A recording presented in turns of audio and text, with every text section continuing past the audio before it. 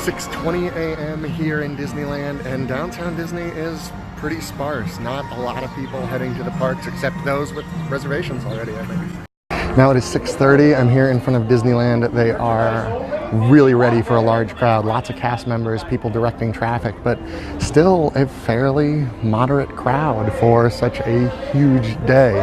Again, almost 7 here, Main Street, not busy. These cast members are here to direct people into that line for Star Wars Launch Bay merchandise purchases, but they're letting anybody go through it because there's not enough people in line. They are way overstaffed for this, which is good. Found the merch line. Merch doesn't open until 8 a.m., which is why all those people on both levels are still waiting. But there's a lot more ground taped off back there, so still not as many people as they thought. And for reservations, people are coming here to this side, where there doesn't seem to be much of a line at all right now. I don't actually have a reservation until a little bit later, so I can't go any further. Here is the crowd of people with 8 a.m. reservations waiting to be led back to Galaxy's Edge. There's a lot of them. About 7:30. Still, now there's some people gathering in the hub for the park, which opens at 8.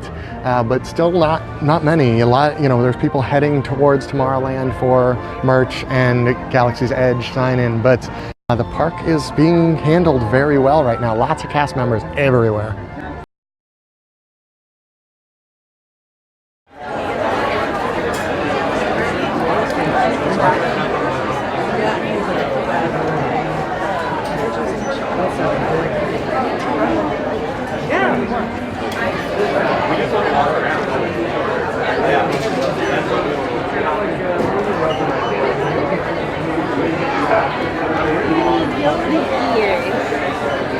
I do like Yoda ears.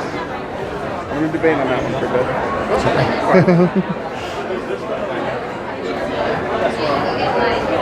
Thank you.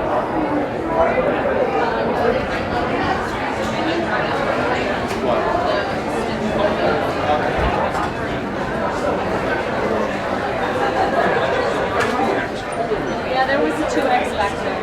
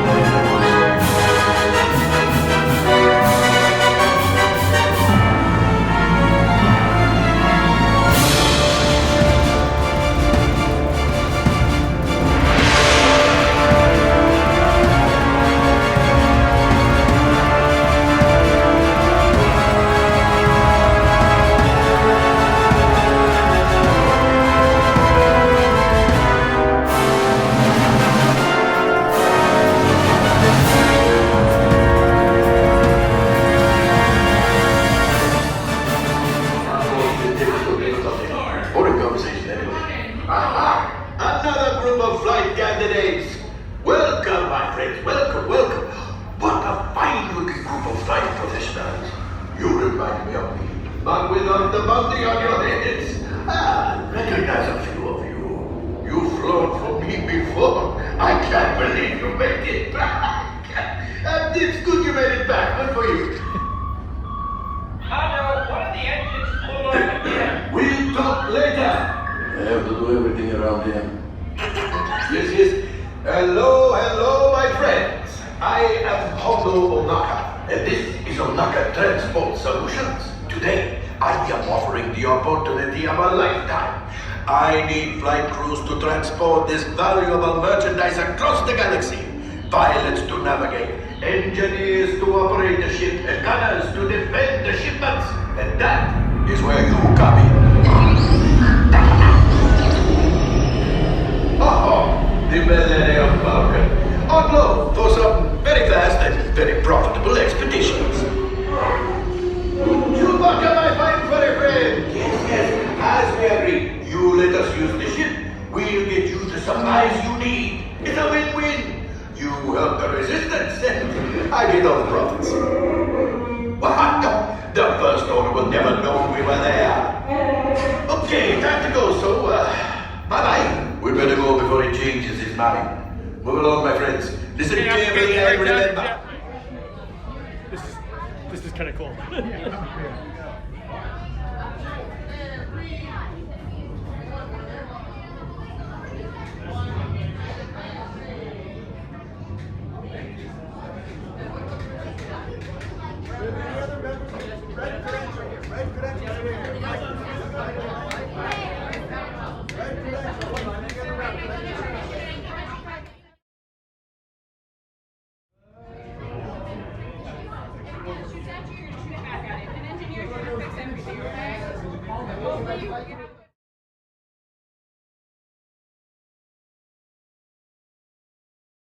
I will grab it. You keep up to the train.